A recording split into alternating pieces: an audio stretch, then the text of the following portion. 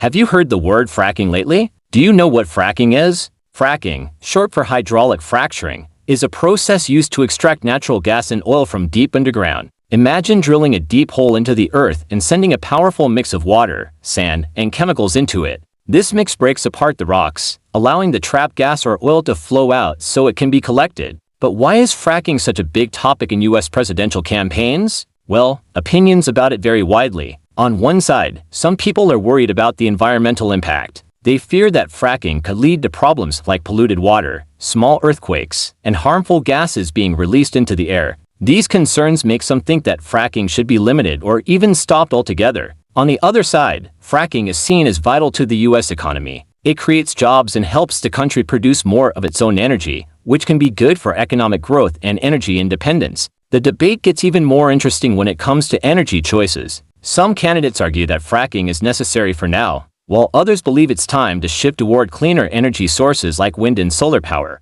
In the end, discussions about fracking are all about finding the right balance between protecting the environment and supporting the economy. And that's why it keeps coming up in presidential campaigns. It's a big decision that affects both our planet and our future.